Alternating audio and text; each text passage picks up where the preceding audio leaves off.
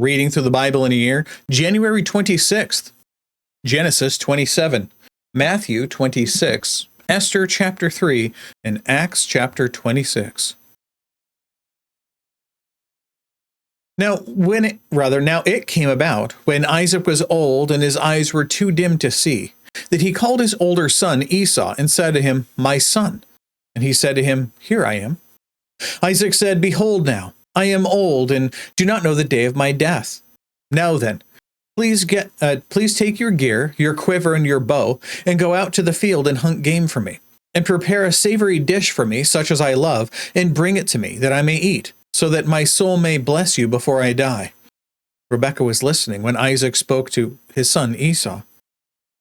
So when Esau went to the field to hunt for game to bring home, Rebekah said to her son Jacob, "Behold, I heard your father speak to your brother Esau, saying, 'Bring me some game and prepare a savory dish for me, that I may eat, and bless you in the presence of Yahweh before my death. Now therefore, my son, listen to me as I command you. Go to the flock and bring me 2 choice young goats from there, that I may prepare them as a savory dish for your father, such as he loves. Then you shall bring it to your father, that he may eat, so that he may bless you before his death." Jacob answered his mother Rebekah, "Behold, Esau my brother is a hairy man, and I am a smooth man. Perhaps my father will feel me. Then I will be as a deceiver in his sight, and I will bring upon myself a curse, not a blessing." But his mother said to him, "Your curse be on me, my son. Only obey my voice, and go, get them for me." So he went and got them, and brought them to his mother, and his mother made savory food such as his father loved. Then Rebekah took the best garments of Esau, her elder son, which were with her in the house, and put them on Jacob, her younger son. And she put the skins of the young goats on his hands and on the smooth part of his neck. She also gave the savory food and the bread which she had made to her son Jacob.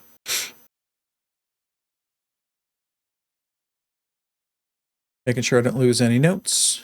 Nope, continuing on. Verse 18. Then he came to his father and said, "My father." And he said, "Here I am. Who are you, my son?" And Jacob said to his father, I am Esau, your firstborn. I have done as you have told me. Get up, please. Sit and eat of my game, that you may bless me."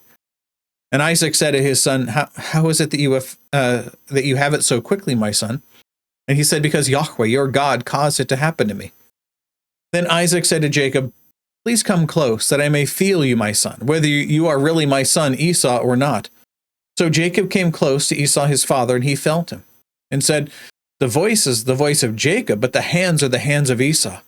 And he did not recognize him, because his hands were hairy like his brother Esau's hands, so he blessed him. And he said, "Are you really my son Esau?" And he said, "I am." So he said, "Bring it to me, and I will eat of my son's game, that I may bless you." And he brought it to him, and he ate, and he also brought him wine, and he drank. Then his father Isaac said to him, "Please come close and kiss me, my son." So he came close and kissed him. And when he smelled the smell of his garments, he blessed him and said, "See, the smell of my son is like the smell of a field which Yahweh has blessed.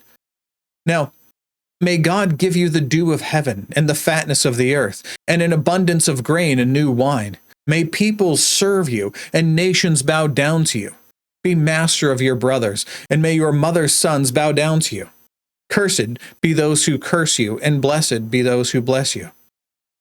Now it came about, as soon as Isaac had finished blessing Jacob, and Jacob had hardly gone out from the presence of Isaac his father, that Esau his brother came in from his hunting.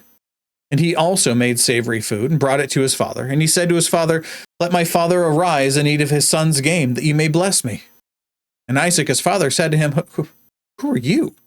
And he said, "I am your son, your firstborn Esau." Then Isaac trembled violently and said, "Well, who is he then that hunted game and brought it to me, so that I ate all of it before you came and blessed him? And yes, he shall be blessed." When Esau heard the words of his father, he cried out with an exceedingly great and bitter cry. And he said to his father, "Bless me, even me also, O my father." And he said, Your brother came deceitfully and has taken away your blessing." Then he said, Is he not rightly named Jacob? We talked about this before, which means deceiver or one who grabs by the heel. For he has supplanted me these 2 times. He took away my birthright, and behold, now he has taken away my blessing. And he said, have you not reserved a blessing for me? But Isaac replied to Esau, behold, I have made him your master, and all his relatives I have given to him as servants, with grain and new wine. And I have, with grain and new wine, I have sustained him. Now, as for you, then, what can I do, my son? And Esau said to his father, do you have only one blessing, my father? Bless me, even me also, O my father. So Esau lifted his voice and wept. Then Isaac, his father, answered and said to him, behold, away from the fertility of the earth shall be your dwelling, and away from the dew of heaven from above. By your sword you shall live, and your brother you shall serve.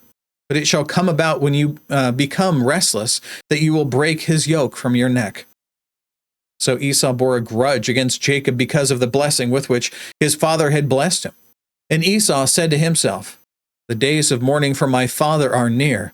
Then I will kill my brother Jacob. Now, when the words of her elder son Esau were reported to Rebekah, she sent and called her younger son Jacob and said to him, behold, your brother Esau is consoling himself concerning you by planning to kill you. Now, therefore, my son, obey my voice, and arise, flee to Haran, to my brother Laban. Stay with him a few days until your brother's fury subsides, until your brother's anger against you subsides, and he forgets what you did to him. Then I will send and get you from there. Why should I be bereaved of both of you in one day? Rebekah said to Isaac, I am tired of living because of the daughters of Heth. If Jacob takes a wife from the daughters of Heth like these, from the daughters of the land, what good would my life be to me? Go into more of that tomorrow. Moving on now to Matthew 26.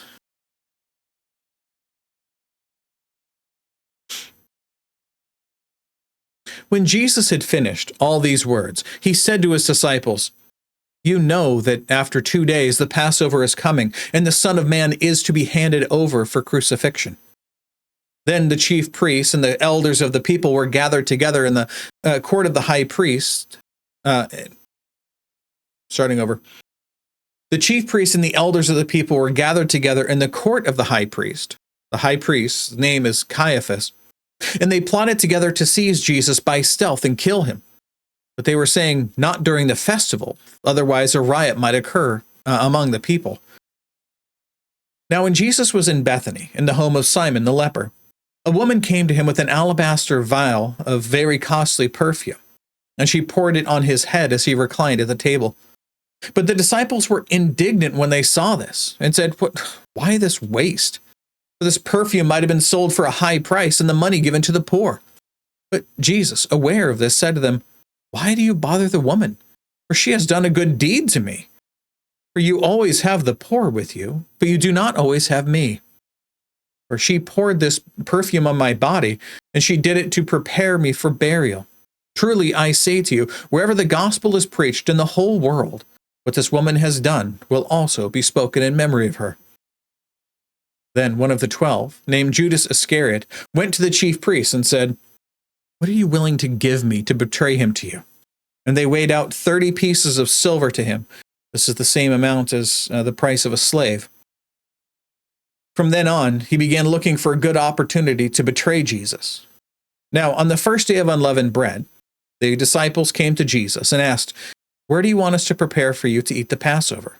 He said, go into the city to a certain man and say to him, the teacher says, my time is near. I am to keep the Passover at your house with my disciples. The disciples did as Jesus had directed them, and they prepared the Passover. Now, when evening came, Jesus was reclining at the table with the 12 disciples. As they were eating, he said, truly I say to you that one of you will betray me. Being deeply grieved, they each one began to say to him, surely not I, Lord. And he answered, he who dipped his hand with me in the bowl is the one who will betray me. The Son of Man is to go, just as it is written of him, meaning following along with the prophecies about him. But woe to that man by whom the Son of Man is betrayed. It would have been good for that man if he had not been born." And Judas, who was betraying him, said, "Surely it is not I, Rabbi." And Jesus said to him, "You have said it yourself," which also means you know it to be true. While they were eating, Jesus took some bread, and after a blessing, he broke it and gave it to the disciples and said, "Take, eat, this is my body." Please read the notes on this section, they're fantastic. And when he had taken a cup and given thanks, he gave it to them, saying, "Drink from it, all of you. For this is my blood of the covenant, which is poured out for many for forgiveness of sins. But I say to you, I will not drink of this fruit of the vine from now on until that day when I drink it new with you in my Father's kingdom." After singing a hymn, they went out to the Mount of Olives. Then Jesus said to them, "You will all fall away because of me this night, for it is written, I will strike down the shepherd, and the sheep of the flock will be scattered. But after I have been raised, I will go ahead of you to Galilee." But Peter said to him, "Even though all may fall away because of you, I will never fall away." And Jesus said to him, "Truly I say to you that this very night, before a rooster crows, you will deny me 3 times. Peter said to him, "Even if I have to die with you, I will not deny you." And all the disciples said the same as well. Then Jesus came with them to a place called Gethsemane, and said to his disciples, "Sit here while I go over there to pray." And he took with him Peter and the 2 sons of Zebedee, and began to be grieved and distressed. Then he said to them, "My soul is deeply grieved to the point of death. Remain here and keep watch with me." And he went a little beyond them, and fell on his face and prayed, saying, "My Father, if it is possible, let this cup pass from me. Yet not as I will, but as you will." And he came to the disciples and found them sleeping. And he said to Peter, So you men could not keep watch with me for 1 hour? Keep watching and praying that you may not enter into temptation. The spirit is willing, but the flesh is weak." He went away again a second time and prayed, saying, "My Father, if this cannot pass away unless I drink it, your will be done." And he came and found them sleeping, for their eyes were heavy. He left them again and went away and prayed a third time, saying the same thing once more. Then he came to the disciples and said to them, "Are you still sleeping and resting? Behold, the hour is at hand, and the Son of Man is being betrayed into the hands of sinners. Get up, let us be going. Behold, the one who betrays me is at hand." While he was still speaking, behold, Judas, one of the 12, came up, accompanied by a large crowd with swords and clubs, who came from the chief priests and the elders of the people. Now he who was betraying him gave them a sign, saying, "Whomever I kiss, he is the one. Seize him." Immediately Judas went to Jesus and said, "Hail, Rabbi," and kissed him. And Jesus said to him, "Friend, do what you have come for." Then they came and laid hands on Jesus and seized him. And behold, one of those who were with Jesus reached and drew out his sword and struck the slave of the high priest and cut off his ear. Then Jesus said to him, "Put your sword back into its place, for all those who take up the sword shall perish by the sword. Or do you think that I cannot appeal to my Father, and he will at once put out at my disposal more than 12 legions of angels? How then will the scriptures be fulfilled, which say that it must happen this way?" At that time Jesus said to the crowds, "Have you come out with swords and clubs to arrest me, as you would against a robber? Every day I used to sit in the temple, teaching, and you did not seize me. But this has taken place to fulfill all the scriptures of the prophets." Then all the disciples left him and fled. Those who had seized Jesus led him away to Caiaphas, the high priest, where the scribes and the elders were gathered together.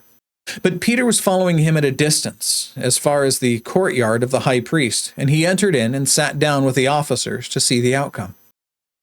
Now the chief priests and the whole council kept trying to obtain false testimony against Jesus so that they might put him to death.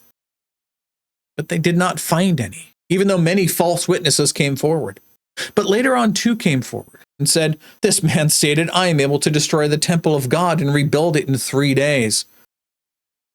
And the high priest stood up and said to him, "Do you not answer? What is this that these men are testifying against you?" But Jesus kept silent. And the high priest said to him, I adjure you by the living God that you tell us whether you are the Christ, the Son of God. Remember, Christ meaning anointed one. All of these are messianic titles. And Jesus said to him, you have said it yourself, which remember means you know it to be true. Nevertheless, I tell you, hereafter you will see the Son of Man sitting at the right hand of power and coming on the clouds of heaven. Then the high priest tore his robes and said, he has blasphemed. What further need do we have of witnesses? Behold, you have now heard the blasphemy. What do you think? They answered, he deserves death. Then they spat in his face and beat him with their fists, and others slapped him and said, prophesy to us, you Christ. Who is the one who hit you? Now Peter was sitting outside in the courtyard, and a servant girl came to him and said, you too were with Jesus the Galilean. But he denied it before them all, saying, I do not know what you are talking about. When he had gone out to the gateway, another servant girl saw him and said to those who were there, this man was with Jesus of Nazareth. And again he denied it with an oath, saying, I do not know the man. A little later, the bystanders came up and said to Peter, surely you too are one of them, for even the way you talk gives you away. Then he began to curse and swear, I do not know the man. And immediately a rooster crowed. And Peter remembered the word which Jesus had said, before a rooster crows, you will deny me 3 times. And he went out and wept bitterly. Bringing up the rest of the notes here for you.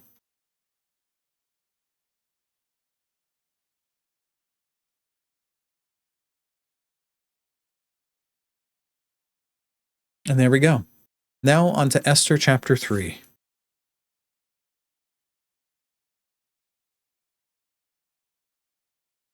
After these events, King Ahasuerus promoted Haman, or Haman, the son of Hammedatha, the Agagite, and advanced him and established his authority over all the princes who were with him. All the king's servants who were at the king's gate bowed down and paid homage to Haman, for so the king had commanded concerning him. But Mordecai neither bowed down nor paid homage. Then the king's servants who were at the king's gate said to Mordecai, why are you transgressing the king's command? Now it was, when they had spoken daily to him, that he would not listen to them, that they told Haman to see whether Mordecai's reason would stand, for he had told them that he was a Jew. When Haman saw that Mordecai neither bowed down nor paid homage to him, Haman was filled with rage. But he disdained to lay hands on Mordecai alone, for they had told him who the people of Mordecai were. Therefore, Haman sought to destroy all the Jews, the people of Mordecai, who were throughout the whole kingdom of Ahasuerus. In the first month, which is the month Nisan, in the 12th year of King Ahasuerus, Pur, that is the lot, was cast before Haman from day to day and from month to month until the 12th month, that is the month Adar. Then Haman said to King Ahasuerus, there was a certain people scattered and dispersed among the peoples in all the provinces of your kingdom. Their laws are different from those of all the other people, and they do not observe the king's laws. So it is not in the king's interest to let them remain. If it is pleasing to the king, let it be decreed that they be destroyed, and I will pay 10,000 talents of silver into the hands of those who carry on the king's business, to put in the king's treasuries. Then the king took off his signet ring from his hand and gave it to Haman, the son of Hammedatha the Agagite, the enemy of the Jews. The king said to Haman, the silver is yours, and the people also, to do with them as you please. Then the king's scribes were summoned on the 13th day of the first month, and it was written, just as Haman commanded, to the king's satraps, to the governor, to the governors who were over each province, and to the princes of each people, each province according to its script, each people according to its language, being written in the name of King Ahasuerus and sealed with the king's signet ring.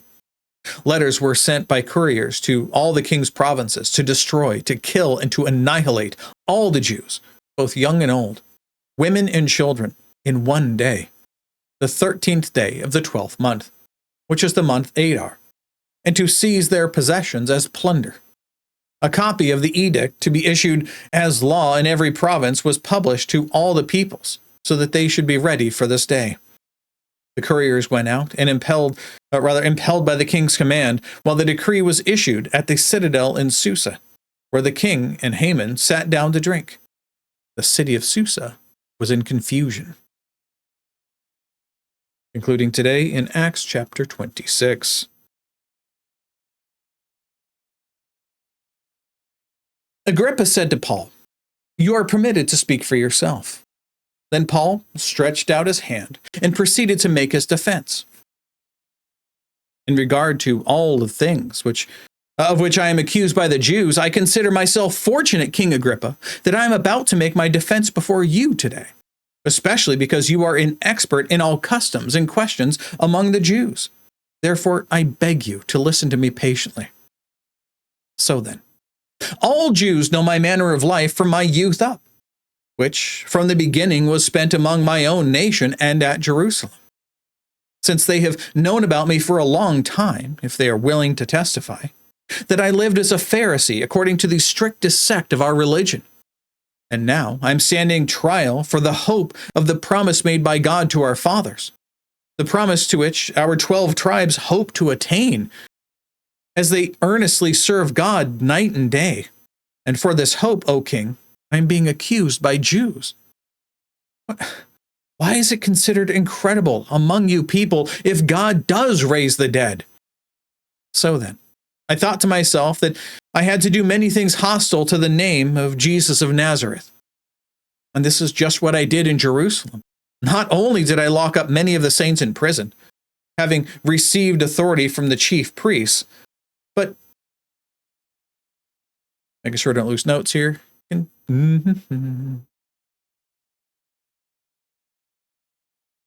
This map shot everything up.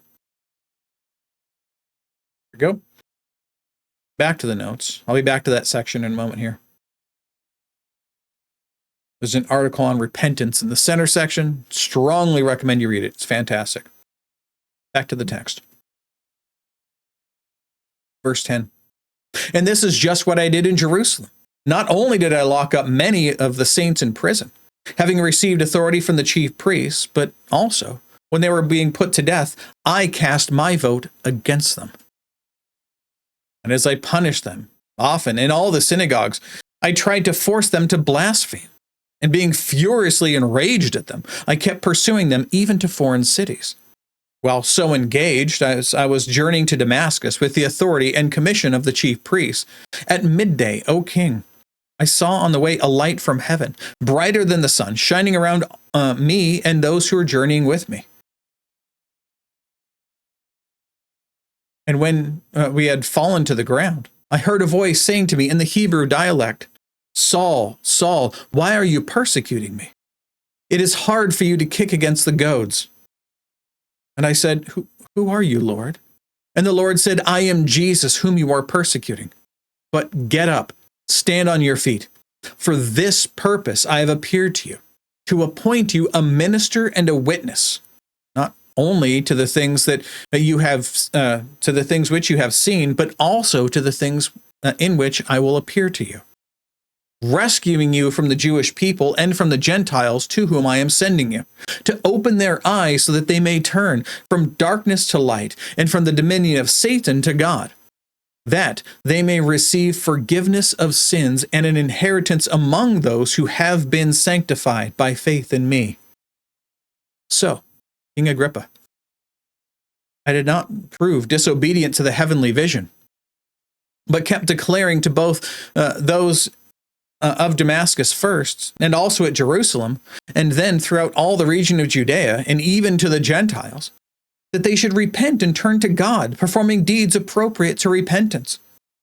For this reason, some Jews seized me in the temple and tried to put me to death. So, having obtained help from God, I stand to this day testifying both to small and great, stating nothing but what the prophets and Moses said was going to take place, that the Christ was to suffer, and that by reason of his resurrection from the dead, he would be the first to proclaim light both to the Jewish people and to Gentiles. While Paul was saying this in his defense, Festus said with a loud voice, "But Paul, you are out of your mind. Your great learning is driving you mad." But Paul said, I am not out of my mind, most excellent Festus, but I utter words of sober truth. For the king knows about these matters, and I speak to him also with confidence, since I am persuaded that none of these things escape his notice, for this has not been done in a corner. King Agrippa, do you believe the prophets? I know that you do. Agrippa replied to Paul, in a short time, would you persuade me to become a Christian? And Paul said, I would wish to God that whether in short or long time, not only you, but also all who hear me this day might become such as I am, except for these chains. The king stood up, and the governor and Bernice, and those who were sitting with them. When they had gone outside, they began talking to one another, saying, this man is not doing anything worthy of death or imprisonment. And Agrippa said to Festus, this man might even be set free if he had not appealed to Caesar. That's it. That's all the reading and all of the notes for today. God willing, we'll be back tomorrow. Behold, the word of the Lord.